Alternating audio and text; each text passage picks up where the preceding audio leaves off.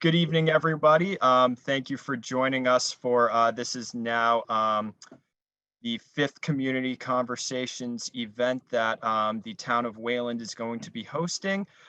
This event was organized by the our Wayland group, which is a town administrator working group, and the event was co-sponsored by the Town of Wayland's Human Rights, Diversity, Equity, and Inclusion Committee. Um, again, thank you for joining us tonight. Daylon, I will turn this over to you. You'll be able to introduce our guest of honor for the evening. Thank you, Jordan. I appreciate it. Good evening, everyone. My name is Daylon Pearson. I am an employee within the town of Wayland. Super excited to be here today.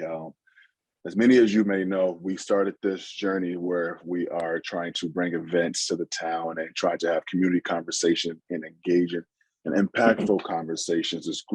This committee was started with the town's racial advisory committee with Luis Miller, who has since moved on, but our efforts are still going strong. Last year was our first event that we started, our Wayland. That's our subcommittee. And we have several members on the committee who spend a lot of time dedicated to having community conversations, getting to know your neighbors, those who work in the town of Wayland, who live in the town of Wayland. And we had our first event last year, and we're continuing our efforts. So today's speaker for our 2022 Black History Month event speaker is a gentleman who came to this town fairly new, but has an incredible, amazing story. I first met him in the summer of in August, and he walked right up to me during the elections, and we were able to engage in conversation. And since then, he's made himself available, and I can call him, text him, email him, whatever the case may be. But this is someone who has truly, truly set the bar high and has raised the standards, and is someone that I look forward to continue to work with and hearing his story. So he's the school superintendent for the Wayland Public Schools. And without further ado, I introduce to you Dr. Omar Easy. And thank you for that warm welcome. I truly appreciate it. I wouldn't say that the bar is set too high. I'm just trying to hang on here. I'm just trying to do the best I can each day. Jordan, nice to meet you. Thank you for obviously being a part of this event. I think it's an amazing event. I've heard some good stories and some good things about it. And I'm pleased to be here to talk to the community. Not too sure if my story is actually something that anyone is really interested in hearing, but it's been a journey. I wish I could it's funny because we're on Zoom now, and it's almost a part of our lives these days, right? But sometimes these type of events are so much more powerful, if we're doing them in person, right? But obviously with COVID, that doesn't allow us to do that. So I am pleased, I'm thrilled, and I'm honored to speak to our community tonight. My everyday life it's just a mission to help young people, right? Because at some point, or at one point, I was a young person trying to find my way around schools or what success looks like, or higher education. And fortunately for me, I end up stumbling into some good folks, in Everett when I first came here as a young man, a sophomore in high school, and looking to try to find my way through a new environment. So it's been a journey not so easy, right? It's a path that just has its challenges, and I think it has taught me so much, which I always draw back from when I go through the trying and long days here as Wayland superintendent, because believe me, those days are long, and it takes a village. But as far as talking about my story, I think it's unique to a lot of folks. and or unique to this community. There's a lot of firsts that exist in my story, my path to this point. I was the first to graduate higher education in my family.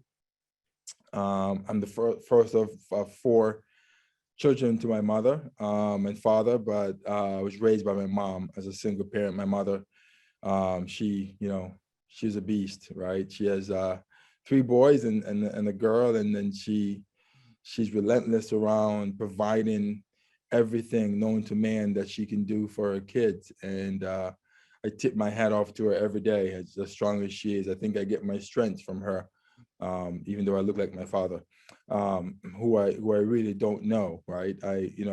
So I get, I'll give you my stories in puzzles and pockets and pieces, right? As a child, I was raised in a single home by my mother. Grew up in the projects in Everett, and ended up really being the father figure for my younger siblings. And I think that taught me a lot. Humility. It taught me about patience. It taught me a lot of forgive and forget, and just gonna move on to the next day, just trying to keep your younger siblings afloat, right? So throughout my life, just really doing lots of self-reflection. I tell you, I was born in Jamaica, came to the United States when I was 16, just finishing my sophomore year. And when I first moved here, it was bittersweet. Well, I should just say I was upset. I wanted to stay in the island where it's warm, right? And we moved here, and my first winter was one of the worst winter that was around since the '76 storm. I mean, I used to go to school with 2 or 3 pants, double layered up, because it was just too cold, right? But the funny thing about how that happened is that I could have I could have been in the U.S. A year and a half, maybe 2 years before that. And I say that because my aunt and uncles wanted me to just come in and live with them. And my mom decided, no, that wasn't what she wanted for us at the time, because she wanted to move here with us, and eventually we all moved here together. But the funny thing about it is, you talk about opportunities and being in the right place at the right time. Had I moved here a couple of years before that with my aunt and uncle, I really wouldn't be sitting here before you today. Honestly, I think the opportunity that presents itself for me later on when I moved there wouldn't have not been there had I been here a couple of years before that. So, I look back on my career, my path, and sometimes I think, that I'm an outlier. But then I dig into that deeper, right? And unpack that entire word and what that really means. And it's like, well, am I really an outlier, right? Or am I just a victim of circumstances and opportunity? And what does that really mean? So I give you a story, right? So Bill Gates, the richest man in the world, in 1968, when obviously in this country was one of the worst time for Black Americans, right? It was the year that Dr. Martin Luther King was killed, and it was just unrest across the country, right? It was ironically that same year was when the MECA program that Wayland Public School is currently one of the first school districts to be a part of it. That was the year when the MECA program left from having 4 schools to 22 schools, right? So there's so many historical, events that happened during that year. But needless to say, during that time, MLK was shot. This guy named Bill Gates was in Southern California. And at that time, he was 13 years old, and he had unlimited access to computer and computer programming. And, he had that access because his mother was working at a university in California. And he had access to how to program computers and how to do programming in computers and most updated software at that point. So between the age of 13 to 16 and 18, Bill Gates had over 10,000 hours in computer programming. No other kid his age in the world had that much time in computers, right? Not even professors in computer science had that much programming time. So by the time he turned 21, he was at the prime. He had all the knowledge and experience he needed to be able to buy and start this little company called Microsoft, right? And you stop and you think about that, and obviously the rest of the story is history. But you stop and you think about that. What if his mom didn't have access to that computer lab where he could sit there and wait for his mom while she teach and got all that much time and programming and coding, right? And what if he wasn't born at that time, right? Because research, my research that I've done shows that Bill Gates, Bob Joy, and the guy that created iPhone was all born within 6 months of each other. Three of the most influential and wealthiest people that we know in the world. And they were born 6 months of each other, meaning that they came to an age where they decided whether or not they could start their own companies or whether they could do something else. Had they born earlier, they would have been too old by the time things were changing in the computer world, right? Or if they're born later, they wouldn't be old enough to decide that at that time, 21, 8 years old, they were able to make the transition to buy Microsoft or create Microsoft or iPhone, Steve Jobs doing the iPhone thing. So you talk about being in the right place at the right time, right? Had I been to the United States of America 2 years earlier, I wouldn't be here right now. I wouldn't have been a student in Everett Public Schools probably, and I wouldn't have been surrounded by folks who took an interest in me as a human being or as an athletic person, right? So it's like, you find yourself in these situations where things are just falling in line as it is, right? Had I been somewhere else, had I not went, maybe if I didn't go to Penn State, then I wouldn't have been drafted in the National Football League. Or maybe if I went somewhere else, I wouldn't have gone back to Penn State and get my master's or my PhD. So, we talk about all these things around how hard we work. And of course, the bottom line is you have to get an opportunity to be able to work hard to get to a place where success, is attainable, right? So I look back at my antecedents of my life and just be like, wow, like one different step or one turn differently would have produced something totally different, right? I would have not been the person that I am today. And I think as I embark at my career in being a superintendent, my superintendency, I think of how can I provide the opportunity and the access for every kid in Wayland Public Schools to work hard to become someone that they want to be, right? And because to me, it's all about opportunity. It's all about providing equal access for someone to get the opportunity to do what they want to do. You can work as hard as you want, but if you can work in vain, right?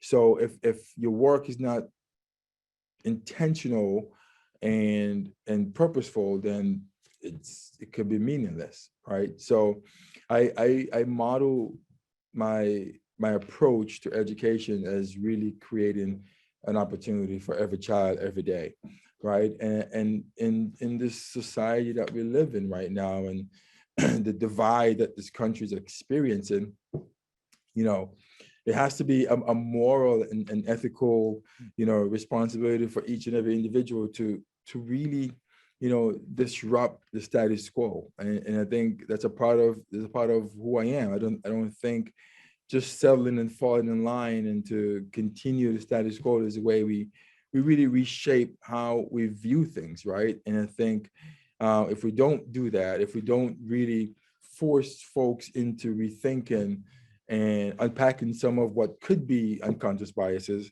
or just neglect to experiencing something different from someone else, or even the resistance to admitting that we all are different, but at some point we're closer, we have more things in common than we have things that are further apart. So it's really trying to work each day to create an opportunity for each and every young people that I come in touch with, right? And someone did that for me. And because someone did that for me, I feel obligated to carry that on, right? And it's difficult. It's difficult for a Black person, a Black man in the United States of America to really to live, to prosper, and to walk the streets of this country and feel safe, right?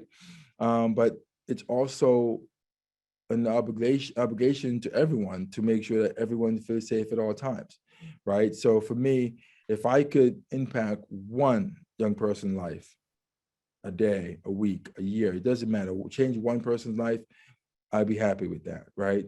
So every day I come to work, my intention, with the intention that today I would continue to fight for an opportunity for someone to get the chance to work hard and to become successful at what they do. And that's why, most of my folders and things and my signature, my email, it says every child, every day, because I actually believe that. And if everyone could carry that through, I really think that we can make a big difference and change the way our future looks for the better of all of us. So I hope I didn't ramble on and give you 10 different ways and paths of how I'm actually here in this moment, but that's kind of how I see my path, which I often say it wasn't an easy path. My name is easy, but things are not so easy when it comes to me. Yeah, Dr. Easy, I think that was great. We really, you really explained, I think, your personal philosophy, what drives and what motivates you every single day to want to come be the town of Wayland's superintendent, and to really try to bring that opportunity to the people that attend the public schools, Yeah. the public school system. And you mentioned some of the other things that are important to you. Not just working hard, but having the right opportunity, having that access to be able to be successful. So I think you did a great job. Thank you. So so I so you came to the United States with your family when you were a sophomore in high school. So what made your family want to come to the United States? You mentioned it was your mother. So my aunt and uncle have been in the U.S. When I was 16 years old. They've been in the U.S. for 20 years prior to that. My mom always come and visit and go back to Jamaica. And I tell you, I was heavily involved in sports, soccer, cricket, and track. And when she finally decided that she's going to move and live in the apartment above my aunt, I was devastated. I wanted to stay. And it was, you think about a kid of 16 years old and having to be rooted up and move to a different country, right? And all the friends and family that you're close to at home, you're leaving them behind. It was a struggle. It was definitely a struggle. But I think she had a vision, right? She had a vision. She wanted to provide us with an opportunity to go to college. And God, my hats off to her, because the four of us and all of us are graduates of a university with advanced degrees, right? And we all were born in the U.S., right? So I mean, I'm sorry, in Jamaica, except for my youngest brother. So she had a vision, she had a goal, and she had a mission, and she went after it. Excellent. And so you mentioned you were really big into sports, and you mentioned some of the ones you played: soccer, cricket, track. So what attracted you to football, and what ultimately made you decide you wanted to go play football at Penn State University? Well, what attracted me to football was just sheer opportunity to go to college for free. That was the goal, that was the mission at first, and again, I talked about just being in the right place at the right time. The then football coach in Everett, when he first approached me, because I thought I was going to be like Sean Kemp, the basketball player who was just dunking everyone. That was my thing, right? But he was always saying to me, no, you're a football player. Like, I just could see it. And when he always talked to me, he used to take his hand and you make the dollar sign in my back and always say, you play football, this is what could happen for you, right? And I didn't really think that much of it. The sport was just not something that I attracted me, right? I never grew up playing football. So I'm going to be a junior in high school, and that was my first time being introduced to football, right? But lucky for me, right? I was a pretty big kid, and I would say fairly athletic. Played multiple sports, could walk and chew gum at the same time. So I picked up the sports pretty quickly. And my first carry in high school was a 60-yard touchdown, right? And I think it just kind of just turned heads instantaneously. After my first game, literally after my first game, there happened to be like someone that was in the stands who was a former athlete at Syracuse University. And shortly after that game, I received the first letter. It was from Syracuse University, wanting me to explore, could go into school there for football. And my next game, by the time my third game as a junior, I was receiving more letters from colleges than I even thought of. Honestly, I was just, the box, by the time my junior year was over, I could have gone anywhere in the country to play sports. Now I think about it and I said, man, why didn't I think about going to Stanford or USC, being that it's warm? But I chose Penn State. I did explore going to Syracuse, and it was my first love. I got sold on Jim Brown, being a former Syracuse Orangeman, and but I went there for a visit in April, and I tell you, it was a blizzard. We couldn't get out of Syracuse, and I was like, nope, I'm not coming here. That was it. I was done. So I changed my mind. So, you were a remarkable athlete in high school, and that continued on into college. So when you were at college, what would you say your ambitions in life at that time were? Did you have an idea of what you wanted for a career? Did you always see yourself going to the NFL?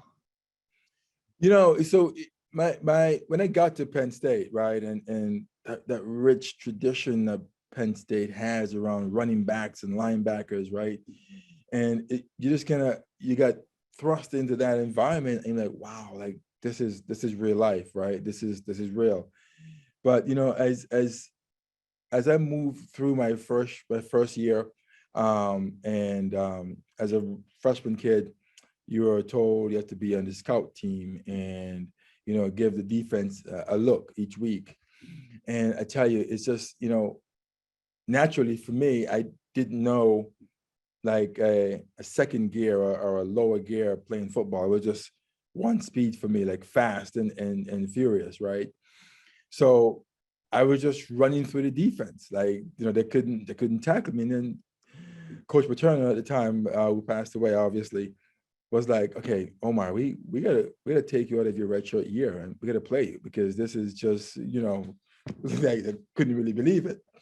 But I kind of got so used to wanting to finish my academics, to find myself having so much time because I wasn't traveling with the team at the time, being a redshirt freshman, and I said to Coach Paterno, Coach, I really want to kind of just save my year. I don't want to just be a true freshman kid and then don't play much. And he listened, and he admired that knowledge and that quest I had to finish my year and just kind of get as many subjects under my belt before the following year. And so I ended up staying as a redshirt freshman, and because my thing was I needed to graduate with a degree, and it was really for my mother. My bachelor's degree was for my mom. Going back and getting a master's and then an MBA and then a PhD, that was for me. That was me knowing that at this point I got to get there, right? But it really didn't dawn on me until my junior year, when and I was like, okay, this has to be the way out for me. My mom is back in Everett. She's living in the projects, and this is an opportunity for me to get drafted and get paid to play football, a sport that at that point I know it was never for long. The conversations are starting to happen around, how good I could be playing National Football League, and it just became a thing where it's like, listen, this is it. I'm going to graduate early. I graduated a year early, started my MBA when I was there at Penn State, my 5th year. And at that point, there was no other option. That was the option. I was going to get drafted at all costs. And lucky enough, it happened. Yeah. And, you were drafted which is amazing. And then, you had a good career in the NFL. You played for several years. When you were in the NFL, did you ever, as you mentioned, I think athletes know that you may not necessarily be playing forever. Is not. Yeah. So as you were in the NFL and you kind of saw your career maybe winding down, did you know what you wanted to do next? So the NFL, funny, I naturally and accurately, NFL stands for National Football League. But for me and several others, it really means not for long, right? That league, it chews you up and spits you out quickly, right? I mean, the average years for running back, fullback, anyone in that position, those positions, it's 2.5 years, right? And for me, I was lucky enough to kind of get my way through it, and maybe thankfully, because the plan was already put in place, that I had no control over, that I didn't get beat up each year, right? And maintain throughout my 4 or 5 years to be able to be a vested player, to be able to retire and and get pensions from the National Football League after, right? So you get to that level, and everyone is good, right? There's no like, I mean, even the field goal kicker, right, is an athlete, right? You think about the fact that you could get to that level, right? You have to be able to make those field goals, and that's all you do, and you got to do it, right? So, I mean, I wanted to go back and finish my NBA. So I started talking to the NFL and the NFLPA and telling them what my plan is. I want to finish my NBA and be able to transition into my next life, right? And when I ended up retiring, they funded through a grant for me to finish my NBA, which I did, and that was a starting point to starting to move myself into transitioning, because it's not as tough for several players to get to the National Football League. It's more difficult for them to leave, right? Because they don't have a plan. And sometimes they don't have a degree and they have nothing to fall forward to, right? And it changes the lives forever, right? You leave from making millions of dollars a year to not making any money, or making maybe $100,000 a year, and then you have to make this huge adjustment, right? And it changes the way your life set up. So you have to kind of, have something in mind for you to fall forward to, not backwards to, but forward to. Absolutely. And it seems like, a lot of what you mentioned before, your personal motivation, I think, you know, uh, will probably answer my next question for you. But really, what made you want to be an educator? What made you want to work with young people? Honestly, my ex guidance counselor, Mr. Richard Aliberti, that's really for me was that glue, right? For me, because I when I when I first moved to Everett and we went to register in school, the principal and vice principal at the time wouldn't register me for school, even though I lived in the city. I was living with my mom and the whole nine. Just they thought the football coach at the time came to Jamaica to recruit me to play football, and as a result, they weren't going to let me in this school. And literally, they were like, "No, we're not. There's no way." And that man, Mr. Richard Aliberti, got wind of this and took me down to the superintendent's office. And the then superintendent heard the story and said to Mr. Aliberti, "You bring him back to the high school, and by the time you get there, I'll be making a phone call to the principal and the assistant principal." And reluctantly, by the time I got there, there was no problem. So I talk about the opportunity and people in your life sometimes that changes the scope of things. And Mr. Aliberti, as a guidance counselor, I didn't know him, right? He saw a young person that's trying to get into school, and I was like, well, why? Like, what is the reason why you won't register him for school? He has all the documentation that you need to register, and he advocated for me at that point. And I shouldn't even need anyone to advocate for me, right? I'm supposed to be in school. So, and the constant um, conversations and mentoring from him and knowledge. And, it really dawned on me that I have to be able to give back, to kids, to someone, to a young person that is looking to pave a path for themselves, right? I mean, it got to a point where after my first year when I was drafted, I created the Easy Way Foundation to really pave a path for young people and give back to my community in Everett, in Oakland when I was there, in Kansas City, and just really trying to be someone that really lend a helping hand to any young person that's in need. Yeah. And then I think you segued very nicely into the next question I had.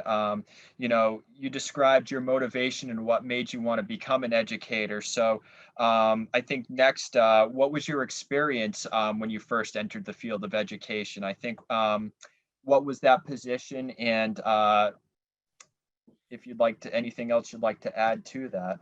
So when I first started to get myself into education after retiring, I was a substitute teacher. I taught Spanish for a short period of time. Then I ended up creating this academic support center at my high school and implemented this peer tutoring program where students who are high achieving would peer tutor students who are struggling, and kind of implement that and ran that through the high school. And then when I went back to get my doctorate, I was a teaching assistant for 3 years. So getting all of those, knowledge and combining them all together just kind of paved the way for what it is right now. So when I finished my doctorate, becoming a vice principal at a high school of 2,200 students, and really seeing the need of each and every one of our young people. Sometimes we look at our data here in Wayland, and we may have maybe 10, 20, maybe sometimes 50 students who are struggling or maybe in need. I was dealing with 800 of them at one point, right? Knowing that I have to make a difference. And I just become personal for me, right? It became a personal quest to try to provide an equitable opportunity and equal access for all of these students who need it. So yeah, I mean, my journey is just, it's built on passion, love, and dedication, really. Yeah. Yeah, and that sounds like a really special experience to be able to come back to your alma mater and be able Yep. to participate in, especially in a leadership position where, you mentioned mentoring young people is it's been such an important aspect to your life, and it's something that you're truly passionate about, giving back to the community and helping people out. So, you know, as you're moving forward in your career, and you start to see different opportunities that are now available to you, what made you want to come to the town of Wayland? Well, so um, I as I started to make step by step and year by year, um, as an administrator in education, secondary education. I mean, originally I wanted to be in higher ed. That was my thing. I wanted to be, originally I wanted to be an athletic director in college, right? And it wasn't the calling. That was not the calling for me, right? So it never really happened. But I realized maybe after my third year as an assistant principal that in order for me to make the impact, the changes that I believe is best for every child, I have to become a superintendent, right? I have to be able to drive those initiatives. I have to be able to spearhead those changes that are necessary, right? Because I realized that there's so many different stops that one has to take in order to get to the point where something is implemented in the district, right? So, I started exploring that after COVID hit 2020. And it's really was, okay, so now you apply for some of these positions, but what attracted me to Wayland was knowing that the diversity in Wayland was superior to some of its neighboring communities. There are 68% of our student population are white students, and 17.9 are of Asian descent. And you have 9.7 are African American, and 3.42 are other or Hispanics, right? So, but then you go to our other neighboring community I won't name, like in the 80, 90%. So I really thought, this would be an opportunity for me to really, provide an opportunity for every single child in Wayland. It's 2,700 students here.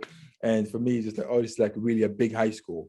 I remember when I was going through my interview process, someone asked me, so Dr. Rees, what will you do? We're a pretty big community, our district, 5 schools and so on. And, I kind of laughed in my head, like, well, you have 2,700 kids here, and I'm used to being an administrator for 2,200 students, right? So I don't really consider Wayland to be a big school system. But I love that Wayland invested into a DUI coordinator at the time, and just really trying to move the needle around equity, diversity, and inclusion. So it was really attractive to me to be here in Wayland. And so far, there's challenges. There's tons of that. I mean, every day is a challenge, but I still love the work that I'm doing. Yeah, absolutely. So I've been in Wayland for approximately a year now that I've been working, and I think every time we do any sort of community outreach, I think the number one feedback that we receive from the community is the importance that the community feels regarding diversity, equity, and inclusion. And I think that's been very clear. And I think you articulated that very well in your statement of why you think it's why you wanted to come to Wayland and your personal experience and why it's important to you. Um, I got a couple more questions for you. I see we have some questions coming in from the audience. If anybody would like to ask Dr. Easy a question, there is a Q&A function that at the bottom of your screen, you will be able to submit a question, and then I will be able to read it to Dr. Easy. So for right now, if you would like to send in your questions via the chat function, and then later on we can see where we are from time and maybe open it up for some other comments. So Dr. Easy, I think just to branch off of that last part, you mentioned that when you came to the United States, you didn't necessarily always feel safe here. It seemed like it may have been a difficult experience coming to a new culture. With this being February and Black History Month, I think there's been a lot of reflection. I think especially since the murder of George Floyd. But what does Black History Month mean to you? What would you what why do you feel it's important? And what's your if you'd like to add anything else regarding your sentiment towards this month? Well, it's it's an interesting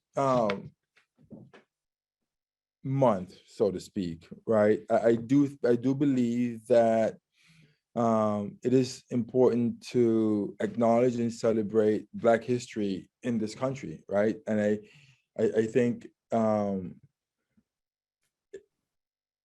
I could confidently say without the history of Black Americans, there is no history of the United States of America. That's just, it's just fundamentally what it is, right? So in the month of February, particular focus to be placed on Black History Month, I think that's very important. I think it's very significant.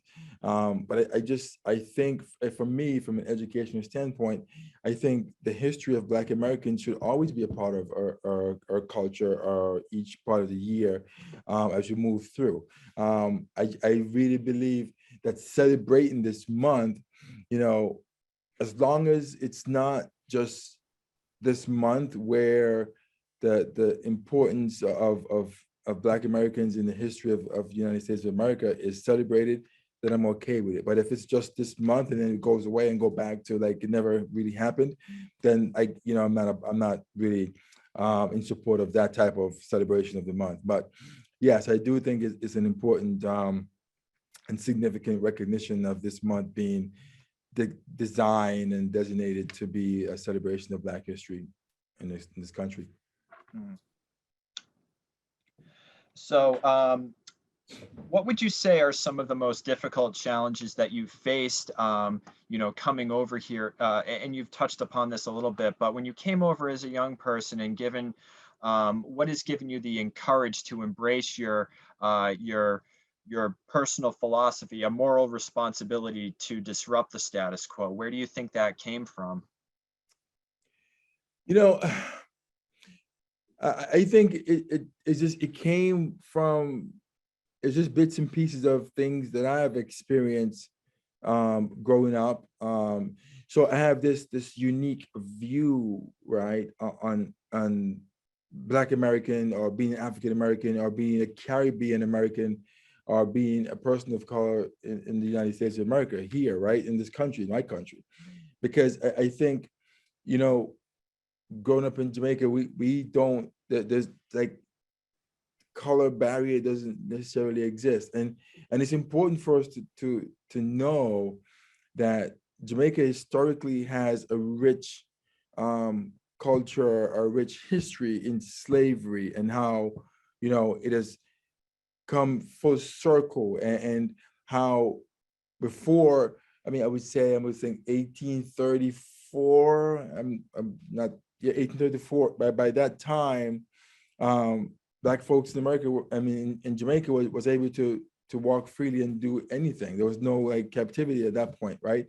And in 1898, I think of those days, and I think of some of the horror and awful history.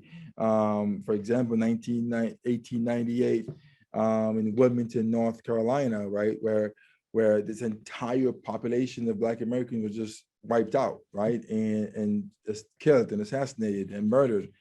And and nothing really was said or done about that, right? So you think about the difference in how born in one country and moving to another, and then having to navigate the landscape of different perspective, because no one looks at me and say, oh, he's Jamaican, and until perhaps when I start speaking, right? But it's, you are what you are from the onset of where you stand and where you look. But I just feel as though in order for us to really create an environment where everyone could find their own opportunity to success, we just have to look into each other, ourselves, self-assessment, right? And for me, I just feel morally obligated, right? It's my obligation. I feel like I am here as a superintendent of schools, right? I have the highest level of degree in education that you can have, a terminal degree in a PhD, right? I played professional sports at the highest level you can possibly play that sport. And to be a superintendent, the highest position you can hold in the school district in the secondary education setting, right? So I look at those things for me, and I'm like, if I'm not obligated to do something, then who is, right? And it's not easy, right? It's never going to be easy, and believe me, it hasn't been easy here in Wayland. But for me, if I know and I'm confident and I believe that every decision I make every day, or try to make every day, is in the best interest of students, then I don't care who's upset with me, right? That's just the way I view it. So, and I'm a direct, honest, and open person. So I tell you how it is, and I show you what is going to happen, and I hope that by explaining, showing, and work with any and all individuals to constantly think about what's best for kids, then it, we'll be okay if we can do that. Yeah. And clear, I think throughout this presentation, it's been obvious that, you're an incredibly driven person. You're somebody that really puts all of yourself into every single thing that you put your mind to. We have one question here, and it's on that idea. Is there a way to encourage children to adopt a similar work ethic as you? What would you think is the best way to try to instill some of those values that you've described into our children? That is that's like a loaded question, but the antecedents of my previous life or past or living in Jamaica, I think has a lot to do with the drive, my drive, right? I think I just refuse to fail. I don't even know what that is, failure, right? So is it possible to do that? Absolutely. I think we have to try to provide an opportunity for young people to work hard, right? I think the way we do that is try to eliminate them working so hard without the right opportunity, because they're working so hard just to get an opportunity. And I think the way we can help them is to provide an opportunity, and they can work as hard as they want within that, and the sky is going to be the limit, right? And I think that's kind of how I look at it, right? Can we instill hard work? Yes, because if they're working so hard and still the failures are happening and they don't see or they can't visualize a path forward, then I think discouragement will set in, right? And believe me, there's never like a path straight ahead, for me. I just knew early what I wanted to do. I knew I wanted to change lives. I knew I wanted to make sure that I could provide and take care of my mom and my three siblings, right? That was my thing. I mean, I was in college, I was working and sending money back to my mom to help her out with the bills and stuff.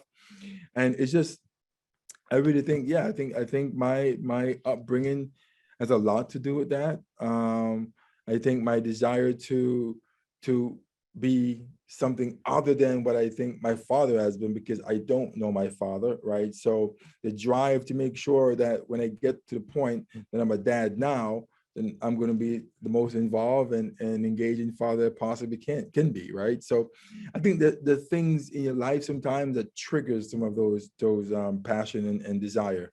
So I think for everyone, every individual, there might be something different, right? And I think when they find that, is trying to be present for someone and give them an opportunity, right, to work as hard as they possibly can.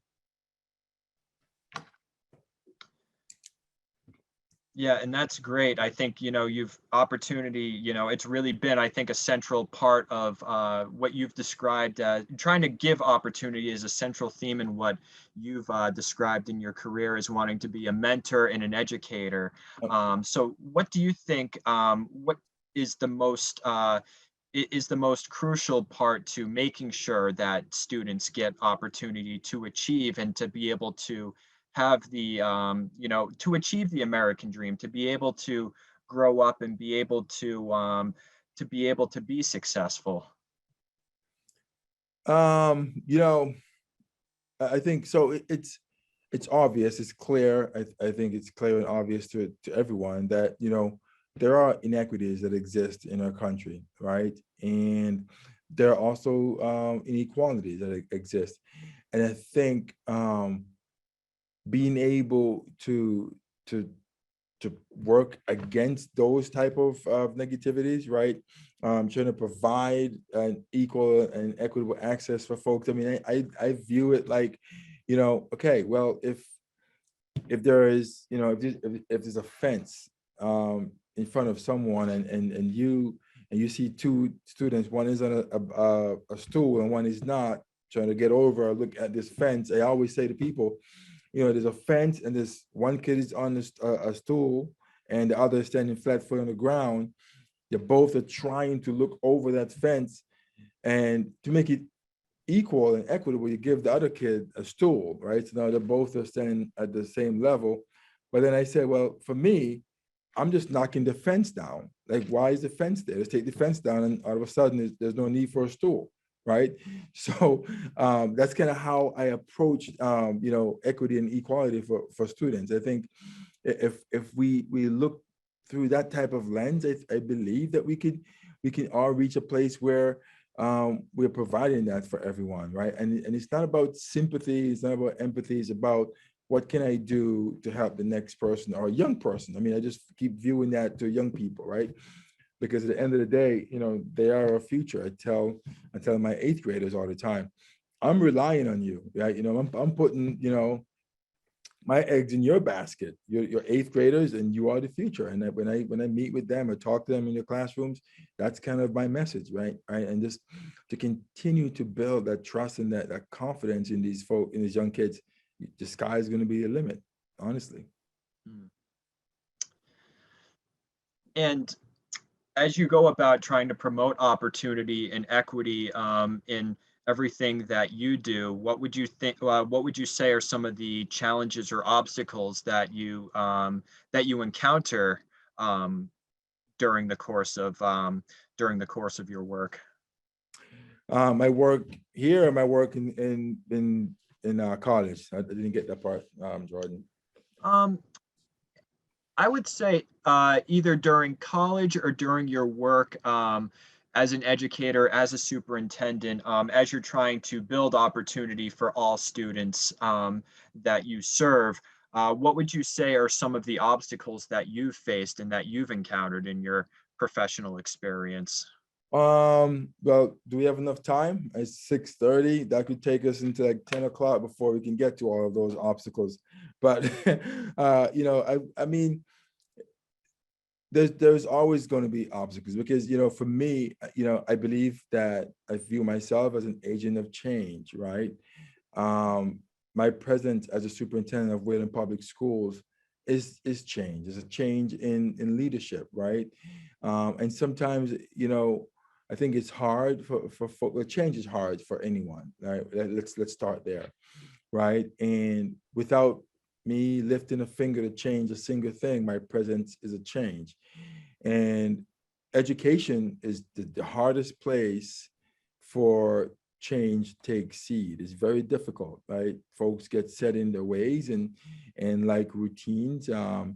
But if we don't change, then our impact to folks, to young people, doesn't get to that level where it should be, right? So it's really trying to get others to understand that I know change is difficult, but sometimes you venture out, you just never know what's there until you are open to change, right? And making professional adjustments.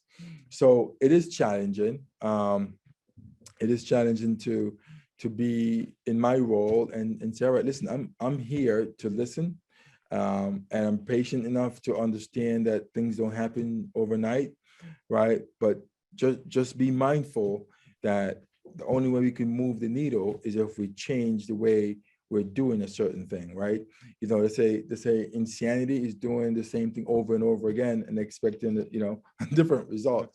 So and here, as the superintendent of schools in Wayland, again, another piece of the thing that was really gravitating to me was, okay, is a good solid foundation here in this school system, right? So I know that the 25, 15 kids, the struggling students who are not reaching their full potential, that's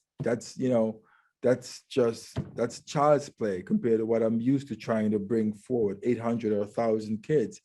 So knowing that, we have a good foundation just to build or flick a switch or work on this driving equity, change, opportunity, and really, a sense of inclusion to make folks feel like, oh my God, I am working through this and I'm building this as each day goes on, and be involved in creating a compelling culture that's so everyone could strive, right?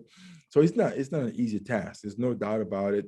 And I think sometimes as I walk through my day and interaction with different folks, I realize that, the fear of the unknown, right? The fear of not knowing or not comfortable with me as an African-American, a Black person in this role as superintendent, could be petrifying for our staff or even sometimes our students, but, predominantly our staff. But, I try to listen, I'm just as human as you are, right? And my main and only goal and focus is every child, every day, the best opportunity, my best, like everything I do is student first. And that's just me, right? And if someone wants to contest that as my passion and my goal, then let's have at it. But I know one thing, I'm laser focused on making sure that everything I do is for kids.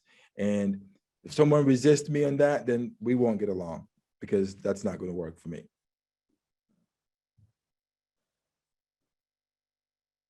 So I think building upon what you just stated, what would you think, what do you hope is going to be the biggest impacts that you have on the schools and the town of Wayland itself? Well, first, I really hope that we can build a new school. We need at least one brand new elementary school, and I get the difference of opinions, but in order for us to continue to provide the education and opportunity for all of our kids, we need to have them in clean, safe, and healthy buildings. I mean, right now, yes, our buildings are safe, but they're old. They're constantly in need of maintenance. And I think our community deserve some better schools at this point. Yes, there are the structures, but for 22nd education, not 21st century, 22nd century, it's needed. We need things that are cutting edge, and we need to make sure we remain innovative, in what we provide for our young people. But for me, it's making sure that no matter what happens, if I'm here for 10, 15, or 20 years, no matter what, right? folks would always know that I have one sole goal, is to make sure that everything I do is in the best interest of kids. We have one question related. This is related to your experience growing up. What challenges did you personally have to overcome when you were a student yourself? Whether that was at a young age, whether that's at home in Jamaica, or when you arrived in the United States, or when you were at college getting your master's, or when you were going for a PhD level? Well, maybe I can give you one example from each. I mean, for me, growing up as a young person in Jamaica, I just, it's funny because I'm going to say this, and I just talked about how our schools are old and in need of a new school. But I went to school, and it was really sometimes I started going to school under a mango tree, and our seats were made of logs, right? And we were there and we were learning, right? That's kind of my early childhood school experience. And as I kind of grow into it and get older, I remember my mom paying for me to go get extra tutoring, right? So we can pass this common entrance exam in order to go to high school.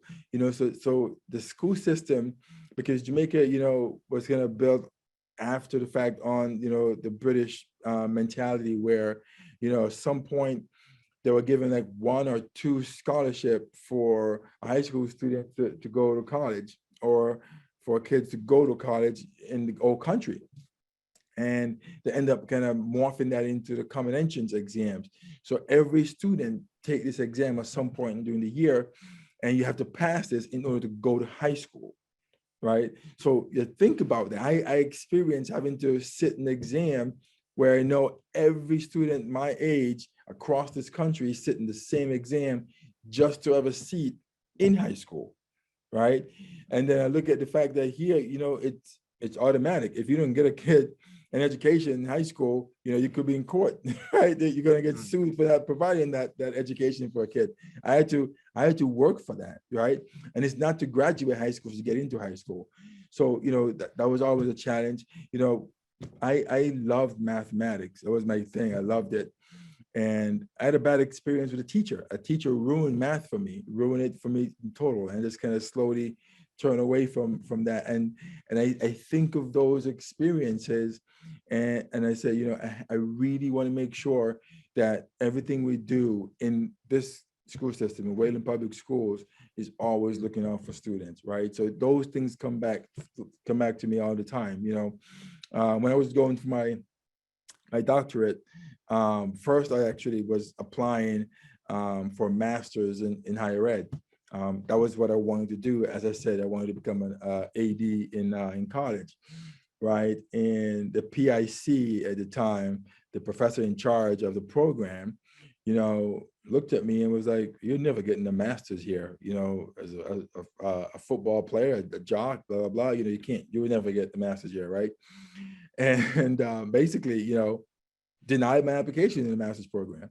And I said, okay. So I said, well, maybe I need to apply to the PhD program. So one of my teachers at the time, Dr. Stepkovich, who then became my chair, my dissertation chair, said, why don't you just apply to be for the PhD program in education and leadership? And I said, oh, okay, well, that might be a good idea.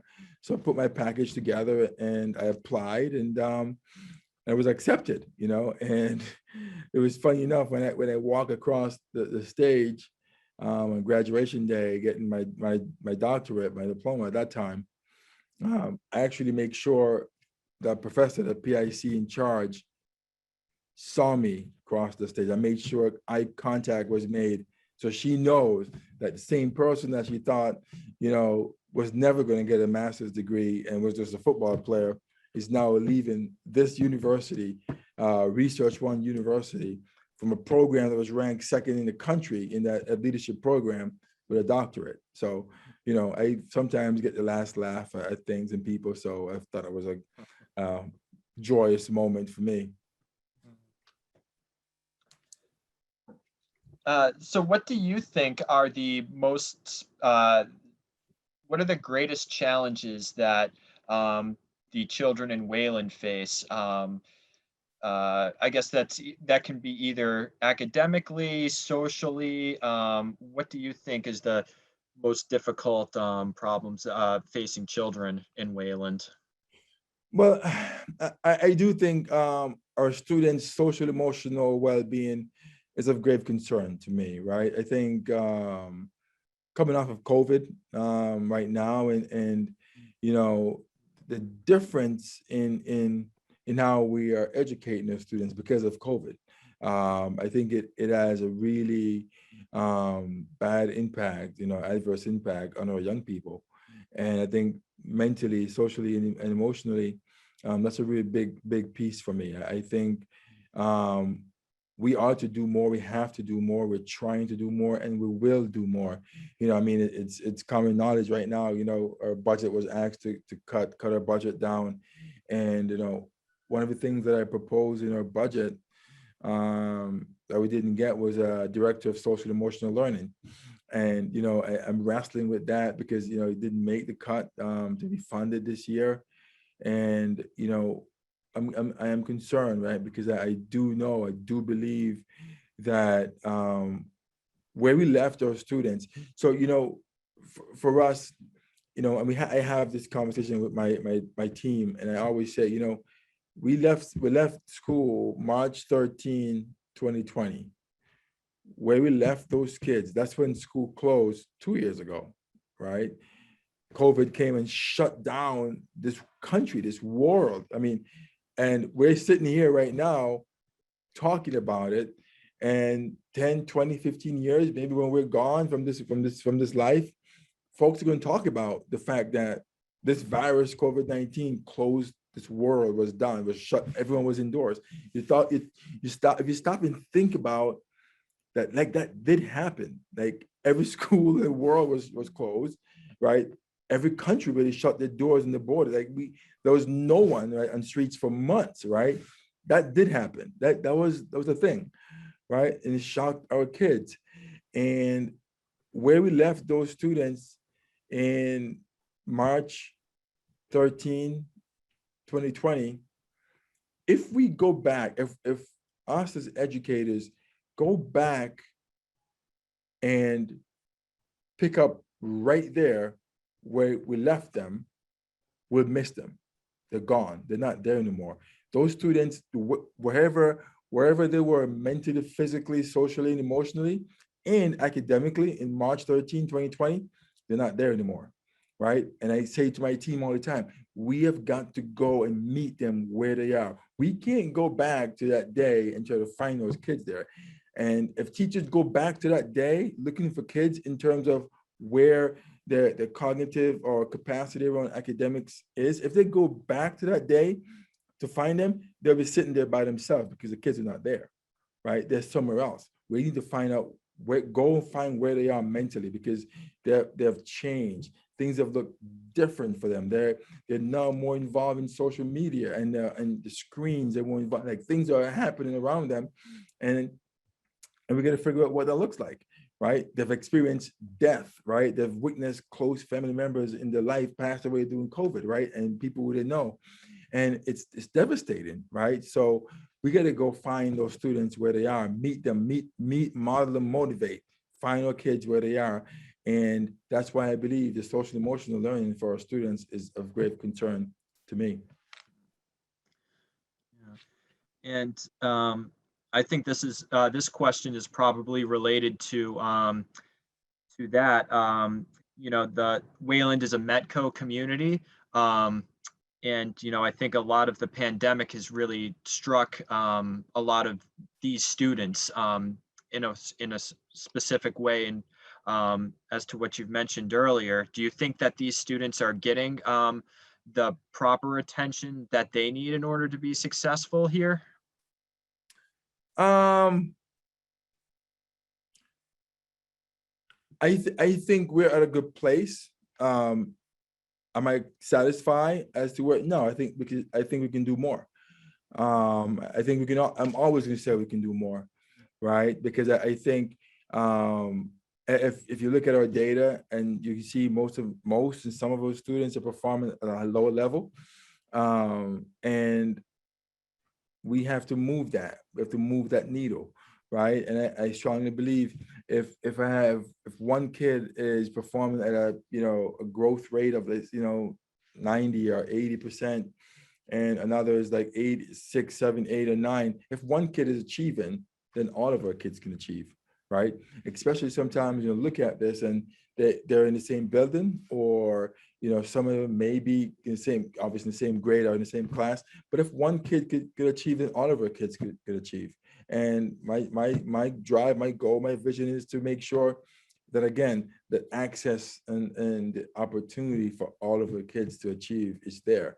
So I think, yeah, we can always do more, and we will do more, and we're gonna make sure at some point, again, whether it's 10 years, 5 years, 2 years, a year from now, Wayland Public Schools, in my opinion, in my vision, my goal, what we want to do, want to be, will be the #1 school district in this Commonwealth. And that's the fact. That's what my, that singular vision is for me as we move forward into it. And I think we can do it. I have no doubt we can do it.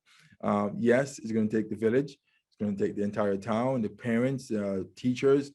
I know our school committee is behind that vision. So I think if we can get our families and our teachers to be on the same page, because, if in order for us to produce the best or get the best out of any of our kids, teacher and family have to work together, right? There can't be a divide, right? The parents know what's going on with the kid at home, and we get them all day, and we spend more time with them, right? But if there's no connectivity between the two environments, then we're going to miss something, right? And I think that's one thing I really want to make sure that together we can build a nation and build the school district to be the best one going. That's great. And I think the next question is, you touched a bit upon it in your last response, but what do you think is the best way to be able to create that network of support between the schools, the parents, and teachers, and everybody that's involved in that educational process? I think we have to reset. We have to reset the narrative, right? We have to reset and re-engage. I do think and believe that COVID-19, did some things for us that I think are amazing, right? We weren't a one-to-one district, but COVID hit, and all of a sudden, every single kid in this district has a laptop, a Chromebook, or an iPad, period, point blank, end of story, right? And I know COVID did that for maybe all of our districts in the Commonwealth. They were not one-to-one at that point, but we were forced to become one-to-one, right? So we can provide those virtual learning, like, we're on this virtual platform right now, and we had to provide it for our students, and that was an amazing thing, an amazing accomplishment. I know tech directors across the Commonwealth, across the country, was hoping to become like, a 50% one-to-one district, but then all of a sudden we're all a one-to-one.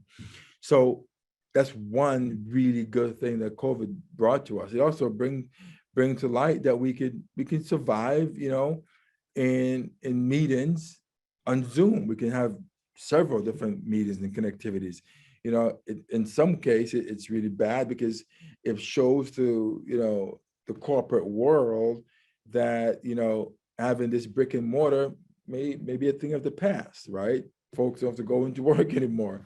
Or what it does, it gives the flexibility that you can work from home, or you can be at work, and you can, you can open work now to be more equitable and accessible to moms, single moms, dads who take care of the kids at home. Like, you have all these different ways of providing, equal opportunity for folks to work.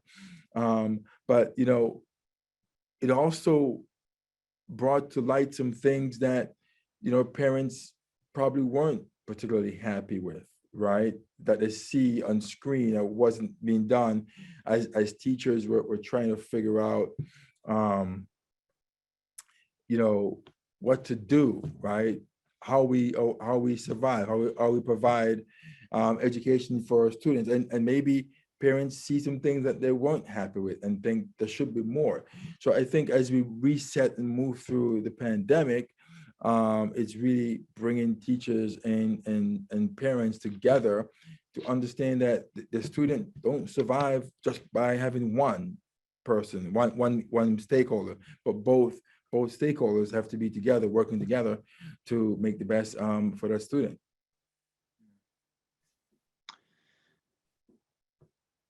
And so this question is getting back to, creating Wayland as an inclusive community. So what do you think students in the Wayland community need to do in order to create an inclusive environment here in Wayland? Well, so we it's always easy. It's always an easier thing, right? If there is representation for all students in one way or another, right? So basically, if we have a diverse teaching staff, sometimes it's much easier to create that environment. But at the end of the day, you're not going to all of a sudden have this diverse teaching staff, right? So for me, is around education, right? Educating our staff and our faculty around, unconscious biases, or what does it look like? How do we be able to relate to this person, or that student, or that one doesn't necessarily look like he or she, right? So, and having really these open, honest, and direct conversations, we have to have those conversations. We can't, if we don't have those conversations, we're never going to be able to provide this inclusivity for all of our students, right? And I talk frequently about having those courageous conversations that then leads to courageous actions. Mm. And as part of part of the conversations that you talked about, do you think that the education system, with the way that it's taught now, do you think that it does a good job of reflecting the diverse experiences of people in the country, or what do you think is a way that could maybe improve that the perspective from which education is taught? You know, I guess really the question is regarding just the perspective of the way that history is taught of people of color. Well, I mean, there are not as much representation of people of color in the history that we teach. I'm not necessarily saying what Wayland teach, that we as educators in this country, in this Commonwealth, right? I don't think a student should go through high school without reading a novel that's written by a person of color, and that often happens. I mean, I went through high school and that didn't happen for me, right? Before I could ever read a book that may, represent some of the things that I experienced, right? So, I think it is grown adults being intentional around how do we service all students. How do we provide that opportunity? So, this narrative of Black and brown people are just like, oh, they're not smart, they're not good at math, or they can't do this and can't do that. I think we have to change that narrative, because that is not true. That's false, right? And really have open mind about, okay, well, let's infuse some culture into our curriculum, right? Because you can't teach a curriculum just one way around, this is what I learned or you learned, but how do we get everyone understanding that, okay, there's several different cultural makeup of people, right? And it's not that only one, race or one type of individuals are always doing this, always inventing this. Not, and the history, I think we have to embrace our history. I said it before. American history does not exist if Black history is not a part of it. Like it doesn't work, right? And I think, you know, students need to be taught about, you know, Tulsa, right? 1921, Tulsa, Oklahoma, that happened. That did happen, right? Airplanes were flying and dropped bombs, and a group of people that are Americans, or were Americans at that time, right? There's no doubt, right? That this planned coup and massacre happened in 1898 in Wilmington, North Carolina. But if you ask a student right now, they probably don't even know what that is, right? They never heard of seeing. So and then to not teach that as a part of our culture, our country, our history, that you won't have the inclusivity that you need, because you need to embrace. Listen, the only way you deal with things is if you address them, right? You have to, right?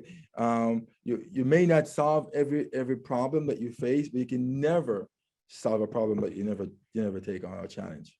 And that, you know, that the words of James Baldwin, right?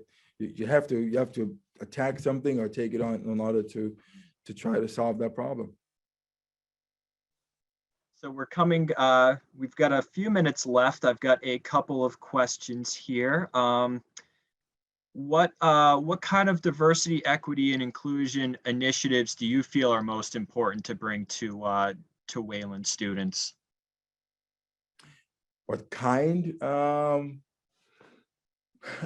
think obviously inclusion and equity means, you know, that the message is that, you know, we're all a part of the same goal, the same mission, right?